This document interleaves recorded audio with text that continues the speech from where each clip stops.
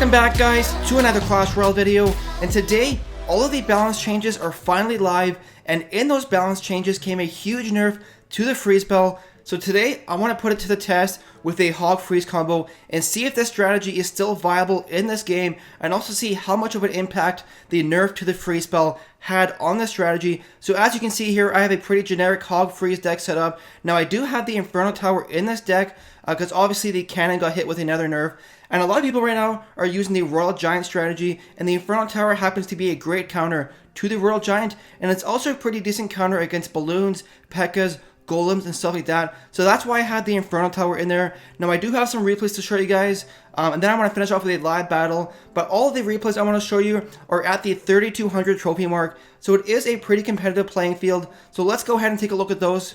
So here we are, guys, with the first replay. Now my opponent here is using the Royal Giant Hog Rider strategy, which is fairly aggressive, but right at the start he's going to start out with some Spear Goblins on the left hand side.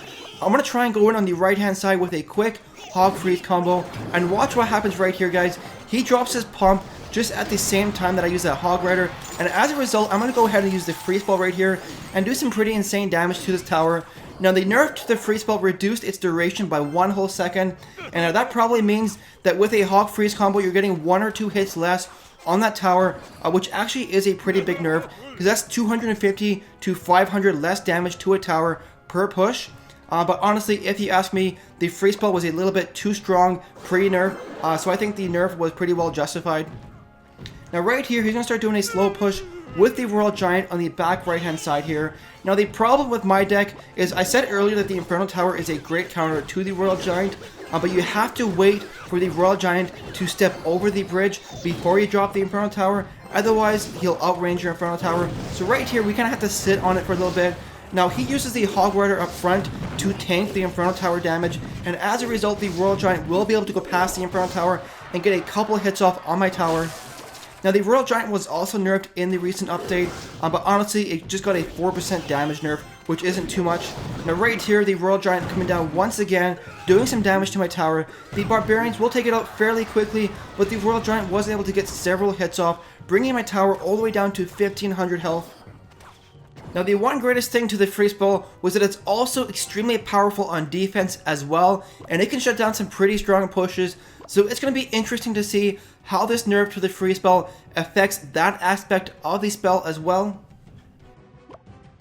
Now right here, I'm going to try and go in once again with a Hog Rider Spear Goblin combo, and watch what happens right here. He drops the minion horde to defend against my Hog Rider.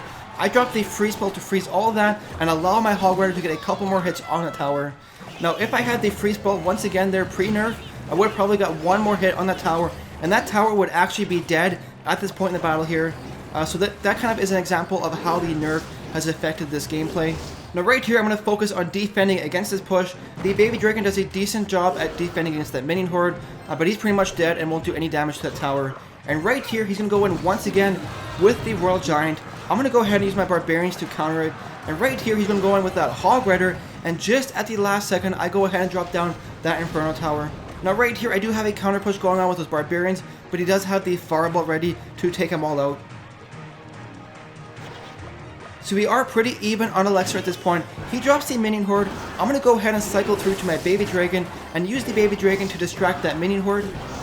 And now look at this, guys. He used the Elixir Pump to try and defend his tower, but of course the Elixir Pump also got hit with a nerf this update, reducing its overall health, and as a result I am able to sneak past that with that Hog freeze combo and take out that tower, giving me the victory.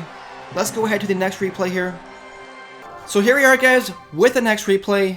Now my opponent here is a level 8, but he does have 2 legendaries in his deck, which in my opinion does even out the playing field. Now take a look at my starting hand. I don't really have the greatest pushing hand right here, so I'm going to go ahead and use the Barbarians on a split push, because my opponent does have the Fireball in his deck. Now I do have the Inferno Tower, but you don't really want to play the Inferno Tower proactively until you know your opponent doesn't have a Royal Giant in their deck, because of course if you do use the Inferno Tower before they use a Royal Giant, the Royal Giant will outrange the Inferno Tower. And take a look here, guys. He was forced to use the Fireball on the right hand side, and as a result the Barbarians on the left did a decent amount of damage to the tower, bringing it all the way down to 1500 health. And now right here he's got a giant wizard combo marching up on the right hand side. So I'm going to go ahead and use that Inferno Tower now, because I feel pretty confident he doesn't have a Royal Giant in his deck. And watch right here, guys. I'm going to go ahead and use that freeze spell to stop this entire push right here, and then drop some Goblins and some Barbarians to take it out. And overall, the nerf to the freeze spell didn't have any impact on that exchange right there. Now, I've been playing around with this deck for a fair bit this morning, and to answer the question of whether or not the Hog Freeze combo is dead, I think the answer is no. The Hog Freeze combo is still a pretty viable strategy. In my opinion, before the update, it was a little bit too powerful, so the nerf to the freeze spell was justified in my opinion. So we're going to go in on the left-hand side here with a Hog Rider and a Baby Dragon, and I have the freeze spell ready, and I'm just kind of waiting to decide whether or not I want to use it. But the tower is all the way down to 50 health, so I hold off on the freeze spell, but unfortunately the Baby Dragon doesn't finish off the tower. I was kind of hoping that the splash damage from the Baby Dragon would kill that tower. Now watch this, guys, he's coming in with another push. I'm going to go ahead and use the freeze spell here, and watch what I do right here, guys. I'm actually going to wait for that wizard to wake up and target the Inferno Tower before I use the Goblins, because if I use the Goblins first, as soon as that wizard would have waken up, he would have turned around and killed the Goblins. And right here, I'm going to go on the right-hand side with another Hog Rider push. This time I don't have the free spell, but honestly that's not too bad, because I already have a 1 crown lead and I don't want to overextend and lose a tower because of it. So right here, I'm going to go ahead and use that Inferno Tower to take out that Valkyrie. And once again, he's coming in with that giant Sparky Wizard combo. And watch this, guys. Once again, the freeze ball stopping that entire push. Now, I accidentally dropped that Hog Rider. I was actually meaning to use my Barbarians there. So I know it kind of looked ridiculous, but it was an accident.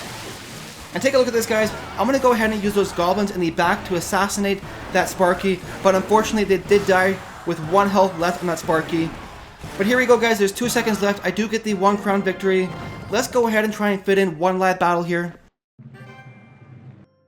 So here we go, guys. Now, as you probably noticed, we do have a new intro and a new overlay for my videos. So please let me know what you think about that in the comment section below. But we are facing a level 11 here, so we have a pretty big disadvantage in this battle. So we're going to wait and let him make the first move. He drops some Goblins in the back there. Level 12 Goblins, which are going to be insanely powerful. So things really aren't looking good. I'm going to go ahead and use my Baby Dragon here. And then the Hog Rider on the right-hand side. And then cycle to my arrows here. And he does have the cannon to distract my Hog Rider. The cannon did get hit with a nerf. But of course his cannon is level 11 compared to my level 7 Hog Rider. So he didn't take it out. So he's going to go in here. The Inferno Tower will stop that Hog Rider pretty easily. So overall, I think we are pretty even on Elixir at this point. A good way to tell if you are winning the Elixir trades or losing them is wait till you build up to 10 Elixir. And if they make a play first, then that usually means that they have more Elixir than you. So as you can see right there, he drops the Barbs in the back. So I do think he won that Elixir trade earlier on. Going to go ahead and use my Barbs on a split push with the Baby Dragon on the left-hand side for support. And then the Spear Goblins as well. And then the arrows, I might hold off on the arrows. I want to build up some sort of Elixir advantage here. And so we're going to kind of tank that damage a little bit. Maybe that wasn't the best decision. They did more damage than I was expecting.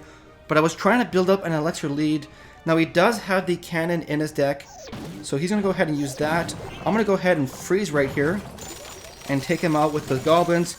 He drops the Fire Spirits. I'm going to go ahead and use the Barbs, which unfortunately I dropped a little bit too early. So that kind of sucks. So it's really not looking too good here, guys. So once again, the cannon goes down. So let's see if I can set up a defense here. I'm going to wait till I get to 10 Elixir and then go ahead and use the Inferno Tower right here. And then I'm going to do a Hog push on the right-hand side with my Hog Rider. Here we go. Hog push goes down. Arrows ready for the Minion Horde. Do they land in time? They do not. And he's going to do a split push once again with those Barbs. I'm going to go ahead and use my Baby Dragon on the left-hand side. The Inferno Tower is back up again. So I'm going to place it right here to take out those Hog Riders. And then drop some Barbs on the left-hand side to counter his push there. Now the Fire Spirits are doing some work on that left-hand side there. I'm going to drop some Goblins here to distract those Barbarians. And then freeze all of this right here. Another baby dragon going down. Now I hope this guy doesn't have a rocket Inferno Tower. Distract. This guy's troops are just too strong for my guys there. So the arrows go down. The Hog Rider doesn't kill my tower. So maybe we can do a push on the right-hand side with some troops here. What does he drop? He's going to go ahead and use that. I'm going to use my Freeze Ball there. And unfortunately, it's just a little bit too late to do anything facing a level 11 here. His arrows will kill my tower, so that's going to be the end of that battle. But anyways, guys, that's going to do it for this video. I hope you enjoyed it. If you did, don't forget to like and subscribe. And also let me know your comments on the new video look in the comment section below. But thank you so much for watching, guys, and we'll see you in the next video.